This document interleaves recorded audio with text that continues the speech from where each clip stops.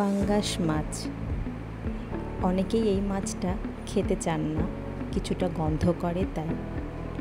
কিন্তু আমি আজ যে রেসিপিটি শেয়ার করব, এভাবে রান্না করলে মাছে কোনো গন্ধই থাকবে না, আর এক থালা ভাত তৃপ্তি সহকারে নিমেষেই শেষ হয়ে যাবে। তাই ভিডিওটি পুরো দেখে নিন এবং এভাবে রান্না করে সবার মন জয় করে নিন।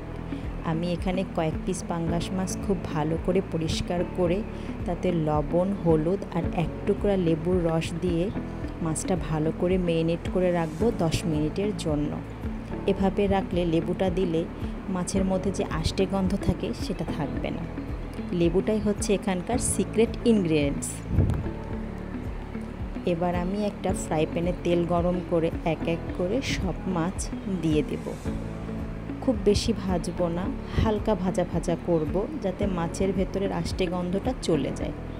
মাছ ভাজা হয়ে গেলে একটা পাত্রে সবগুলো মাছ তুলে নেব।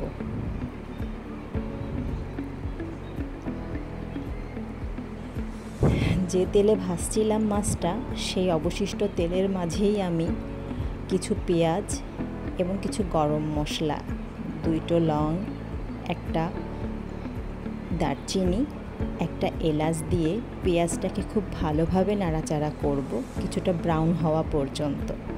তারপরে বাটা মশলায় 1 চামচ আদা, 1 চামচ রসুন এবং 3 চামচ বাটা পেঁয়াজ দেব। আর গুঁড়া মশলার মধ্যে লবণ, হলুদ, মরিচের গুঁড়া, ধনিয়ার গুঁড়া, জিরার গুঁড়া সব মশলা দেওয়া হয়ে গেছে।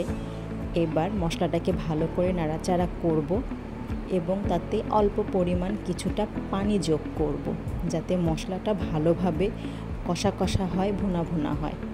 যেন মশলাতে পানি দেওয়া হলো যেন মশলা নিচে লেগে না যায়। এবার মশলাটাকে আমি ঢেকে দেব কিছুটা সময়ের জন্য। এবার ঢাকনা খুলে দেখি মশলাটা কষা কষা হয়ে গেছে। এবার হালকা করে নাড়াচাড়া করে এতে আরও একটু পানি যোগ করে সেই পানিটা কিছুক্ষণ ফুটিয়ে নেব। ঝোলটা ফুটিয়ে নিয়েই আমি তার মাঝে মাছটা দিব।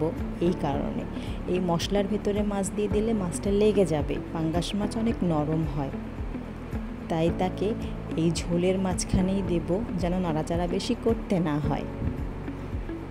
এই দেখুন আমার ঝোলটা ফুটে গেছে। এবার এই ঝোলের মাঝেই আমি আমার মাছগুলো, ভাজা মাছগুলো দিয়ে দেব। এবার আলতোভাবে মাছগুলোকে একটু নাড়াচাড়া করে ঢাকনা দিয়ে ঢেকে দেব।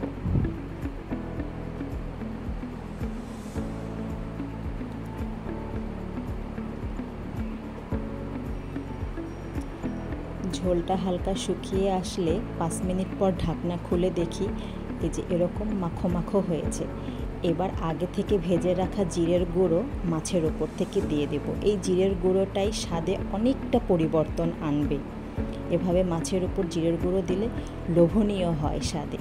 ব্যাস তৈরি হয়ে গেল আমার পাঙ্গাস ভুনা। বাসায় ট্রাই করে দেখবেন, খেতে অসাধারণ হয়।